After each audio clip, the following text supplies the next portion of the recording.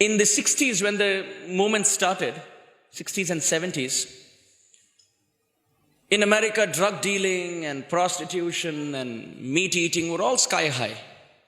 So there was one drug dealer whom the cops were chasing. And he was escaping the cops and running helter-skelter, pillar post. And as he was running, he saw on the street a Hare Krishna party, chanting Kirtan party. So he thought, this is a good life-saving mechanism. Just get into them and they will make sure that you don't get out. Because the devotee community in a transcendental way is like a mafia. Why? Mafia is a place where you can go on your own. But once you come in, you know so much that you can't leave. They won't let you leave. So we all become devotees on our own accord. We enter the spiritual organization on our own accord. But now that we have learned so much philosophy, even if we desire to go out, we cannot enjoy. Because we say, okay, I'm going to give up bhakti and just watch a movie. You put the TV, Dehinosmin yatha dehe kaumaram yovaram jara tatha dehantara praptir dhiras tatra namuyati. Next channel. Matra sparshastu kaunteya shitoshna sukha dukkhada aghama pahino nityastam titikshasva bharata. This person switches off the TV and says, let me as well go to the temple. So it's like a mafia. You can come in, but even if you want, you can't leave because Krishna holds you like that. So this drug dealer just entered the Sankirtan party to escape the cops. The cops were running behind him and suddenly they couldn't find him because he disappeared. And there's a Hare Krishna party, dancing Sankirtan party with flags and posters. And as the cops van moved by, because they thought this is not the drug dealer where he is, this is the devotee community. So this person tried to leave the devotion, the Sankirtan. But you know how devotees are. He tried to escape from this side. He said, hey, chant Hare Krishna. He pushed him to another side. So he tried to escape from that side. And the devotee said, hey, chant Hare Krishna and be happy. Why you are frowning? Be happy. So he tried escaping from ahead, and the devotee ahead said, hey, chant Hare Krishna, don't leave. One human form, why you are leaving? So then he was just smothered there. Performing kirtan in that assembly, he reached the temple. Now the cops were a little suspicious. They thought maybe he escaped in. So the cops van, the police van was standing outside the temple. Now this person is in a fix because he entered the temple, he cannot exit. Because if he exits, the cops will catch him. He went and told the temple president, I want to join your temple. The temple president called the lead singer of the Harinam party. And he said, amazing singing. Such pure chanting. People are coming and saying they want to join full time. You should do kirtan every day. And the lead singer felt very good about himself. He said, okay, this is a very good policy. Now this person, drug dealer who entered the temple, he didn't know what he was getting into. He thought he can be comfortable. This is the life of lazy people. That's what he thought. But next morning, 3:30, he was woken up. Hey, Jiva Jago, Gaura Chandra Bole. I'm not saying Gaura Chandra is saying. Our drug dealer is thinking, who's this Gaura Chandra? Wake up, you got to bathe. She thought, okay, this is the custom. He went there. Then there was a big line. Only one bathroom at that time. So 3:30 in the morning, there's a big queue. And he's waiting. He thought it will be like a very opulent luxury bathroom where that's why there's a big queue. So he entered cold water in the middle of winter.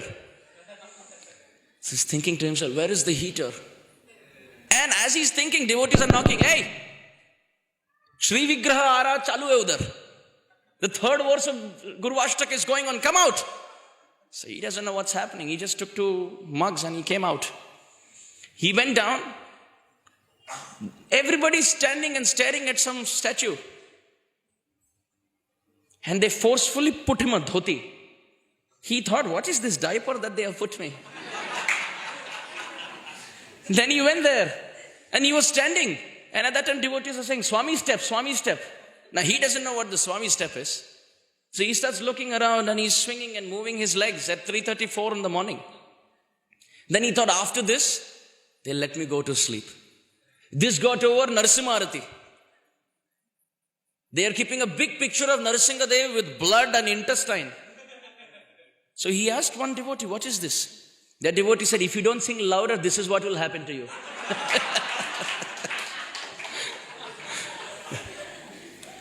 He said, the last devotee didn't sing loudly in our temple, so he's there on the lap on that picture.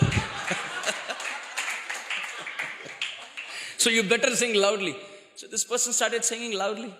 Then he thought they'll let him go. After that, everybody starts circumambulating a plant. At 5 o'clock in the morning, what is this? And everybody's walking one after another, after another, after another. Some were doing 11 parikramas also. So he asked someone, how many rounds to do? The devotee said, till the time you don't faint, keep doing. So he continued doing. Then he thought, finally I'll get to sleep. But the actual challenge began after that. The japa time began. So everybody picked up their beads and put it in the bead bag and put one finger out. And chanting like this. And wherever he's looking, everybody is doing this. No, it's you. And he starts thinking, maybe they know that I'm the criminal. I am the drug dealer.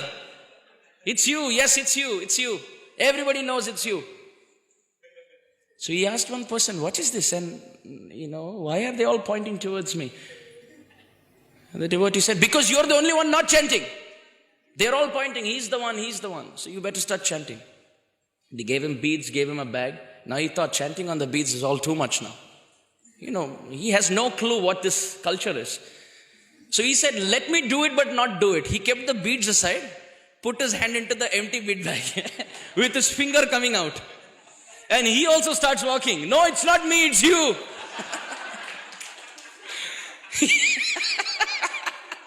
It's you, and it's you, and it's you, and it's you. And he starts walking with an empty bead bag. Some devotee starts saying, how much taste he's having. First day. He's walking. They don't know it's an empty bead bag. And he didn't know for how long this was going to go. 15 minutes, 30 minutes, 45 minutes, 1 hour, 2 hours. And then he heard some devotees say, no, 1 more hour left. He said, what is this? He said, no, I'm chanting extra rounds, so 1 more hour I have to chant. So this person got scared. Then he thought, I have to go to sleep now. No, but then the curtains opened.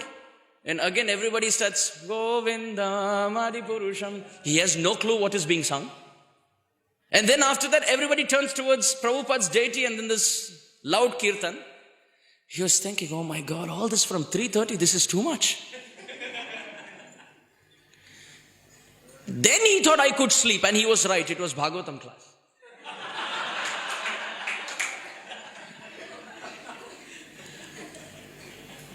Why are you looking at me like this? So then the Bhagavatam class began, and he started falling asleep. The devotee next said, if you fall asleep, no prasad. Whatever we did, you have to do again now. He said, no, better be awake. And he finished all that, then prasadam. Then he was happy. Oh, now after meal, you can go to sleep. Temple president comes to him and he says, this is your kartal and this is your mridanga and these are the books. Go out for 14-hour book distribution. Go out. At least 12 hours you should do. Go at 9 a.m., come back at 9 p.m. Do kirtan all day at the street and give out Bhagavad Gita to everyone. Do this. So he said, 12 hours. He started doing this, started coming back at 9 p.m. Day 1, day 2, day 3, day 4, day 5, day 6. After 6 months, he came to the temple president. He thought, now this is too much. Let me speak the truth to him. He told the temple president, Prabhuji, I am not the person you think I am. The temple president said, wonderful, this is our philosophy. We are not this body, we are spirits. Self-realization in 6 months. I am not what you think I am. Wow, very deep. You are not the body, you are spirit. Amazing. Who's preaching to you? The person said, Prabhuji, your level is too high. I want to be truthful to you. Said, I'm a drug dealer and this is my story. I wanted to escape the cops and I got into the kirtan and that's how I came to the temple, fearing the cops, and now it's getting too much for me. Temple president said, you're a drug dealer and you're living at the temple? My place is at stake now. Why do you want to be here? The drug dealer said, I want to surrender to Krishna. Temple president said, before surrendering to Krishna, first you surrender to the cops. Surrender to the police. So the temple president called the police came, took him. Then there was a court case on him. They put him on the witness box and started asking him questions. The police came. The judge started asking, so what do you do? He said, I wake up at 3 o'clock in the morning. Then what do you do? I stand in the queue. Then what do you do? I take a cold water bath with knocks on the door. Then what do you do? I do the same step for 30 minutes. Then what do you do? Walk around a plant till I faint. Then what do you do? I walk with an empty bag without beads for 2 hours. Then what do you do? I forcefully give up sleep and sit in a boring class. Then what do you do? I honor prasadam and walk on the street for 12 hours a day. The judge told the cops, chhod do isko. Let him go. Cops said, we have struggled so much to catch him. Why do you want him to go? The judge said, his life is more miserable than the prisoners inside. Inside they're better. He is struggling more. Jaane do bichare ko. He has struggled enough for 6 months. We'll forgive him. So this person came back to the temple, joined the temple, became initiated, and now he is one of our ISKCON leaders.